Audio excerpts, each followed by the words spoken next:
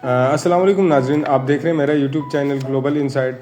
तो दोस्तों, मैं आपकी खिदमत में हाजिर हूं आज के लेटेस्ट अपडेट के साथ, जिसमें आज हमारी प्रायोरिटी होगी Iran versus America and Israel. तो आज हम बात करेंगे ईरान पर हुए हमलों के बारे में और ईरान के पलटवार के बारे में भी बात करेंगे। तो सबसे पहले हम बात करेंगे ईरान के कौन कौन से शहर अमेरिका और इसराइल के हमलों का निशाना बने हैं। इनमें सबसे पहले जो अटैक हुआ है वो ईरान के शहर तेहरान, दारुल हुकूमत तेहरान, कुम, अस्फहान, तबरेज़, कराज और ईरान के कंदराक शहर में मौजूद नेवी के जो एसेट्स हैं उनको टारगेट किया गया है। तो दोस्तों, ये जो फर्स्ट वेव अटैक थी, मगर दूसरी वेव में ईरान के न्यूक्लियर साइट जो बुशर न्यूक्लियर प्लांट था उसको निशाना बनाया गया। और इसी के साथ जो है ना, जब दूसरी वेव उन्होंने शुरू की उसमें तेहरान में मौजूद ईरान के सुप्रीम लीडर के जो कंपाउंड है उसको हिट किया गया है। अलबत्ता इसमें सईद अली खamenei जो रहबर हैं वो महफूज हैं।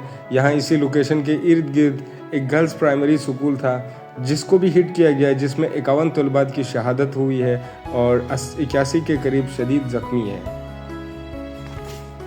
तो दोस्तों, ये थी डिटेल्स अमेरिका और इसराइली एग्रेशन अगेंस्ट ईरान। तो ये ईरान पे हुए हमलों की हमने बात की।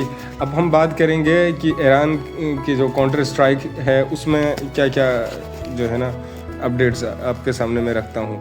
नाजरीन, आज ईरान ने भी ओपनिंग बहुत ही जारिहाना अंदाज में की है, जिसमें ईरान ने मशरिक़ वस्ता में तकरीबन 7 मुल्कों को एक साथ तबाहकुन हमले किए हैं, जो कि 100% कामयाब भी रहे।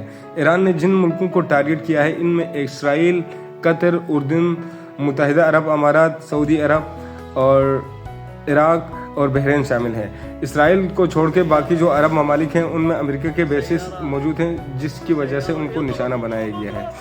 अगर मैं सबसे पहले बात करूं कतर की, तो फिर कतर में जो है ना अमेरिका का सबसे बड़ा जो हवाई अड्डा है उस अल उदैद एयरबेस, उसको निशाना बनाया गया है, जिसमें अमेरिका के एक महंगे तरीन जो रेडार सिस्टम था FP-132 रेडार को टारगेट किया गया है, जिसकी मालियत तकरीबन 1.2 बिलियन बताई जा रही है। इसको निशाना बनाने में ईरान ने अपना जो शाहिद 136 ड्रोन था उसको इस्तेमाल किया गया है।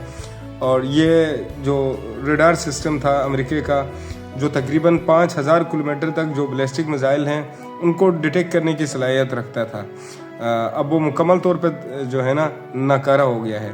और दूसरा जो अटैक हुआ है, ये सारे अटैक एक ही साथ हुए हैं। और दूसरा जो अटैक हुआ था वो बहरीन में मौजूद अमेरिकी जो नेवी का जो 5th फ्लीट है उस पर अटैक हुआ है, और उस पर भी जो है ना मुकम्मल तबाही फेरी गई है।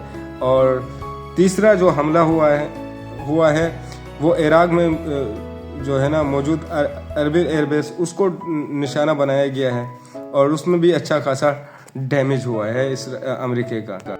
और चौथा हमला इसमें सऊदी अरब में मौजूद प्रिंस सुल्तान एयरबेस को तबाह किया गया है, जिसमें अमेरिका के जो F-35 और जो F-16 और उसके बाद F-15 जो ईगल स्ट्राइक फाइटर जेट्स थे वो तैनात थे। वहाँ पर जो है ना मिसाइल अटैक हुआ और सक्सेसफुली हिट किया गया है। बाकी जो डैमेज हुआ है इसकी अभी तक कोई खास इत्तलात मौसूल नहीं हुई है। जैसे जैसे डेवलपमेंट्स बढ़ती है इंशाल्लाह मैं आपको अपडेट करता रहता। इसी तरह जॉर्डन में जो मौजूद एयरबेस है वहाँ पे अमेरिका के जो एयर रिफ्यूलिंग टैंकर मौजूद हैं, और उसके बाद वहाँ पे भी जो है ना अमेरिका के F-35 और F-15 जो तैयारे हैं उस एयरबेस को भी निशाना बनाया गया है। और इसराइल के हीफा, तिल अवीव और